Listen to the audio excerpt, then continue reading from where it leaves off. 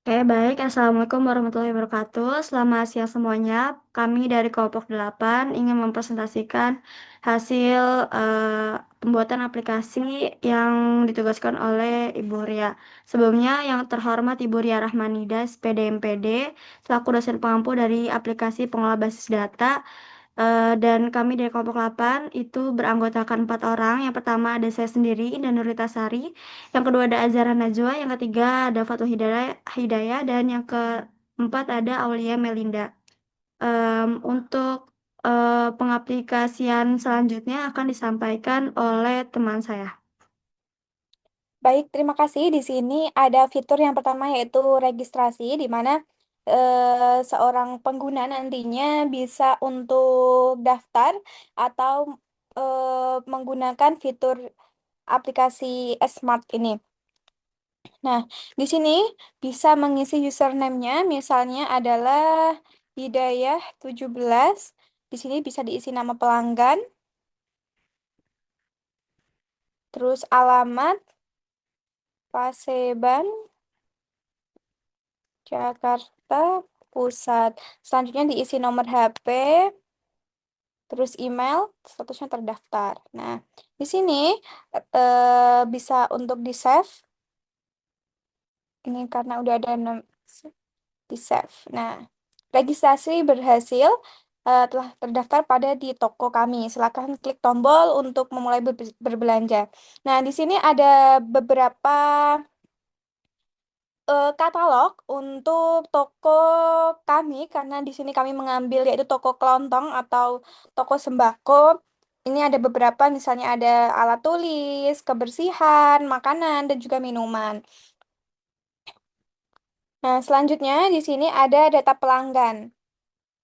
Nah, di sini ada data pelanggan. Di sini adalah username orang-orang yang telah mengakses toko kita. Di sini ada Ruli, ada Hidayah yang tadi baru saja saya lanjutkan, saya peragakan. Di sini ada Fufu, ada Azhara Naswa, Lita. Nah, semakin orang banyak mengakses toko kita, semakin banyak juga database yang ada di data pelanggan ini. Selanjutnya yaitu ada master kategori. Seperti yang tadi saya contohkan di bagian katalog, di sini ada beberapa kategori, kategori secara umum, di mana di sini ada makanan, minuman, alat tulis, alat masak, dan juga kebersihan. Nah, sebagai seorang penjual atau pemilik toko, juga bisa menambahkan kategori-kategori lainnya yang nantinya akan bisa dijual dengan tombol apa? Dengan tombol add ini. Misalnya kategorinya adalah cuci, misal. Di sini kita save. Nah, berarti sudah tertambahkan dan juga bisa mengedit, menghapus, dan lain sebagainya. Untuk fitur selanjutnya silakan dilanjutkan oleh rekan saya. Oke, baik, terima kasih. Untuk fitur selanjutnya itu ada fitur master produk. Boleh diklik. Nah, pada fitur ini tuh menampilkan barang-barang yang sudah kita masukkan ke dalam aplikasi AppSheet ini. Kemudian, selain daripada itu, kita juga bisa melakukan penambahan ataupun pengurangan barang yang ada seperti tadi di master kategori. Nah, caranya itu kita bisa masukin barcode-nya itu bisa disesuaikan. Kemudian nama barangnya itu misalnya contohnya tadi kan kita masukin itu alat cuci. Misalnya kita masukin nama barangnya itu sabun. Kemudian kita bisa menambahkan gambar produk juga jika ada. Ini hanya contoh saja, tapi nanti bisa disesuaikan apabila produknya itu sesuai nama produknya. Kemudian kita bisa pilih tadi alat cuci ya, seperti yang sudah kita tambahkan tadi di master kategori. Nah, ini suppliernya itu bisa kita pilih itu sesuai mana yang ngirim gitu. Kemudian pada harga beli ini merupakan harga awal yang kita beli dari supplier. Kemudian harga jual ini adalah harga yang udah kita tambah untuk keuntungan. Untuk fitur selanjutnya itu ada master satuan. Boleh diklik. Nah, master satuan ini tuh seperti tadi kalau misalnya itu minuman kita bisa botol atau liter, terus kemudian yang minyak itu bisa liter atau mungkin bisa kita tambahkan juga misalnya ada kilo. kemudian juga bisa ditambahkan lagi ada ons dan lain sebagainya, itu bisa ada fiturnya di situ. Jadi semua master atau fitur yang kita buat itu bisa untuk menambahkan. Kemudian untuk yang selanjutnya itu akan dipaparkan oleh rekan saya.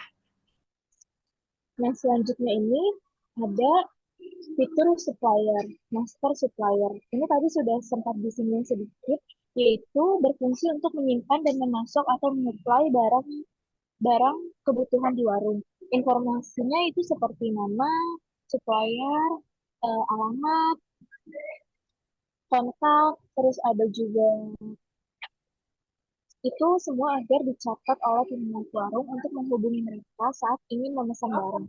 Dengan pencatatan yang tertata dan mudah, itu semua akan mudah ditemui dan diakses. Selanjutnya ada penerimaan barang. Penerimaan barang adalah fitur yang digunakan untuk mencatat setiap barang yang masuk. Setiap data berisi penerimaan, kode barang, nama data, jumlah yang diterima, serta supplier yang mengirimkan. Fitur ini membantu pemilik warung memastikan bahwa stok bertambah sesuai dengan kebutuhan yang diterima selalu ada gitu atau selalu pas. Selain itu, pencatatan ini mempermudah pemantauan stok secara real time sehingga masalah seperti barang kurang atau tidak terkirim dapat terdeteksi secara mudah. Nah, itu sudah dicontohkan ya.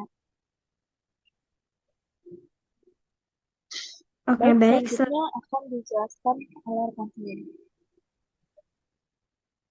Oke, baik. Selanjutnya itu ada fitur sapaan, di mana fitur sapaan ini berisi daftar-daftar pesan pendek yang digunakan untuk memberikan notifikasi.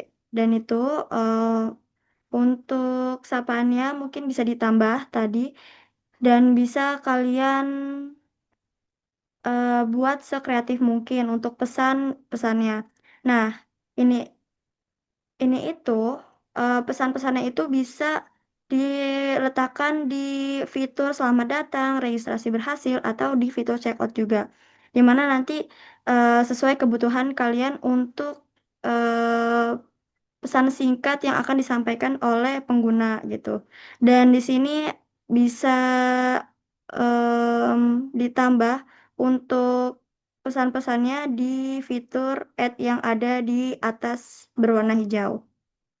Nah, ini misalkan kita buat baru untuk peruntukannya ada di fitur apa misalnya. Ya, fitur selamat datang. Nah, nanti itu sapaannya ada halo, selamat datang di toko kita atau apa.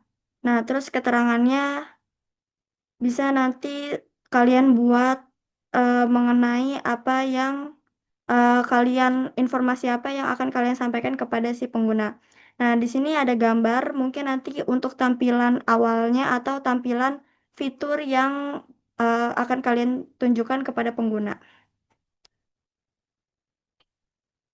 Oke, boleh di close. Nah, untuk selanjutnya itu fitur about. Sebenarnya fitur about ini dia berisikan tentang informasi singkat mengenai aplikasinya.